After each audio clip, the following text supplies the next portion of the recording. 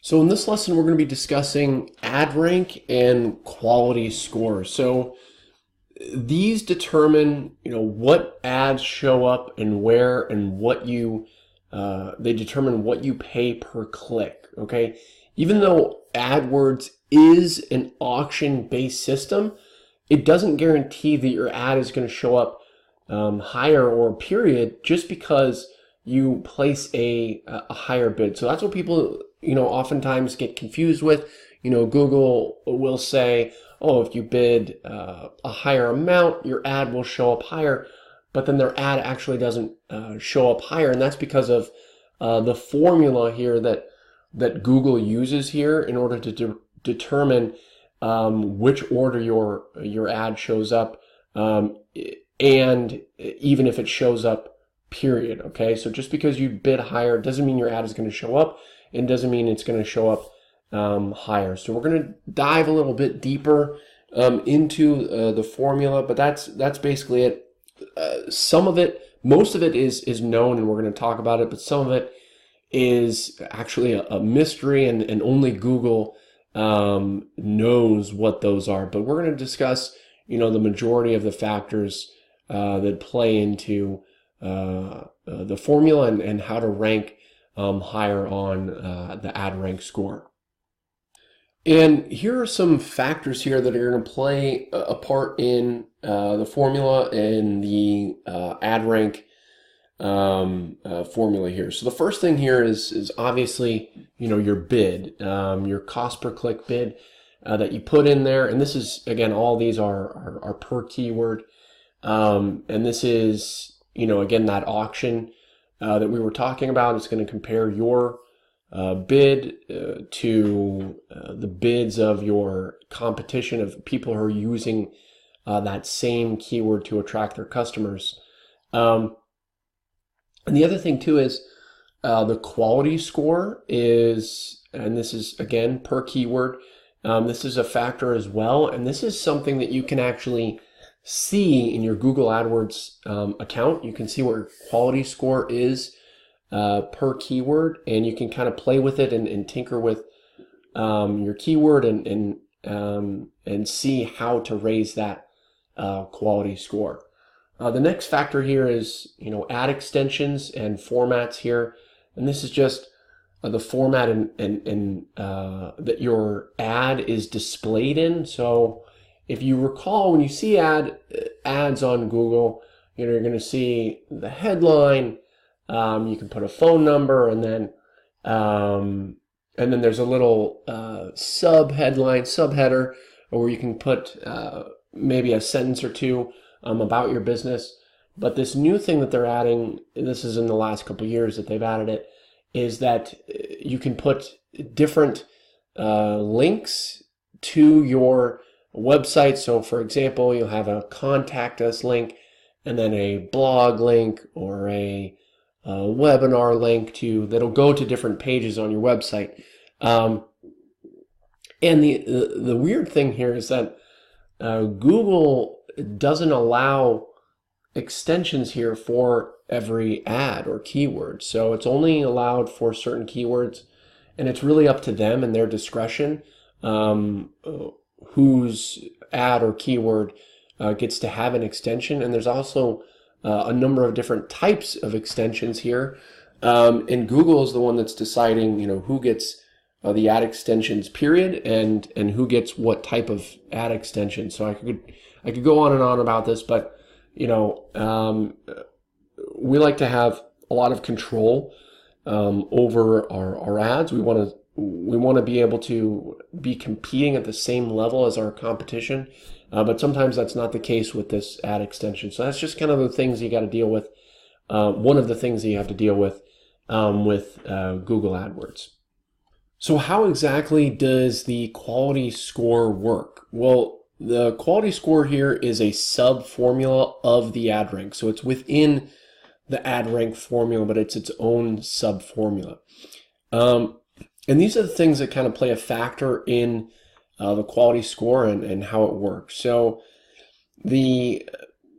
what plays a factor here is your ad's expected click-through rate, your ad's expected CTR, And this is compared to other people. So for example, let's say you're using a keyword, dog training. And other people who have, other marketers have used that keyword before, dog training. They're going to compare their click-through rate to your click-through rate, the average click-through rate. So let's say the average click-through rate is 3% for the keyword dog training. If yours is a 2% click-through rate using that same keyword, your quality score is going to go down. Okay, so that's kind of something you need to keep in mind. The next thing here is your display URLs past click-through rate. And again, there's two different types of URLs in an ad. There's a destination URL, and that's where they're actually will land if they click on your ad. Okay, whereas the display URL is the URL that's actually showing in the ad. It doesn't have to be different than the destination URL, but it can be different. So for example, let's say you're running a webinar, okay, and your webinar is dogtraining.com/webinar. Well, that would be the destination URL, but you could also display the URL as just dogtraining.com. Okay, some people like to do that, but what you want to keep in mind is your display URL. If you've used it in past campaigns, the effectiveness of that URL, the click-through rate, is going to affect your quality score when you run the ads in the future using that same URL. So if it's good, if you've gotten a good click-through rate on ads, you've used that same display URL, then your quality score is going to go up. If it's your click-through rate has been poor, then your quality score is going to go down. The next thing here is the quality of your landing page. Google has algorithms that automatically go in and check the quality of your landing page. They look at the links, they look at the copy, they look at the pictures, and I'll go into more detail later in this lesson about Google AdWords, about how you can make a good landing page as far as Google AdWords is concerned. But just know that they're actually able to go into, and this is all automatic in their formula here, where they go in and look at the quality of your landing page. The next thing here is the ad relevance plays a factor in the quality score, and a way to kind of make this your ad more relevant is by actually putting a keyword into your ad. So let's say the keyword that you're using is dog training. Well, if you actually include the words dog training in your ad, like voted Sonoma County's #1 dog training, if you put that word, the two words dog training in your ad, it's going to have a higher relevance compared to other people. The last two things here are geographical performance, and this is just how your ad has performed within a particular area. And so, going back to the previous lesson, we talked about how you want to segment things off by country, showing one ad in the United States and then showing another ad to the people in Canada, just because, the cultures are different and they respond to different ads and different offers and ad copy differently. So that's why you want to segment things off and do singular, as finite as possible, because it's going to affect your quality score. So by doing that, you're going to have, by segmenting out to, sending a specific ad and a specific landing page to the United States, and then a different one that speaks to, Canada or Australia more. By doing that, you're going to increase your ad's quality score by geographical areas. The last thing here is the target device performance.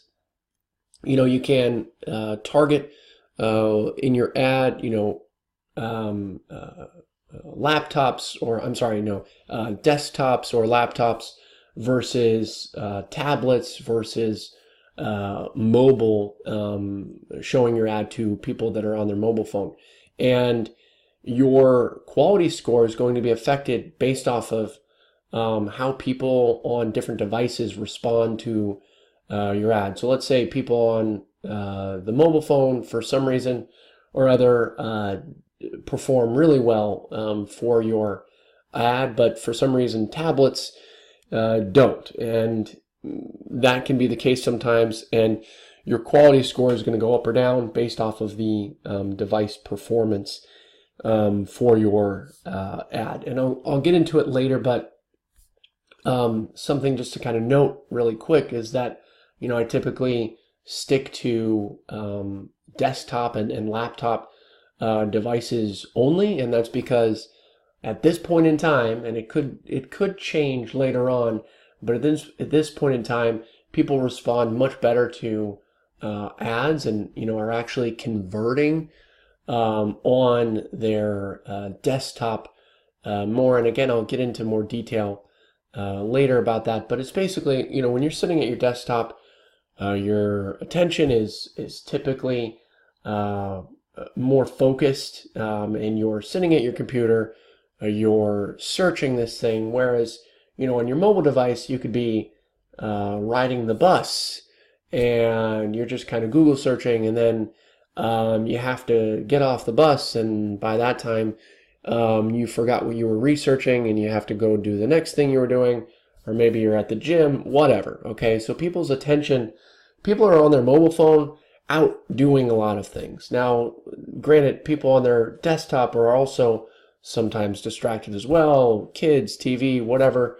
But typically your attention span and your focus is a lot higher on the desktop. So I typically stick to desktop only.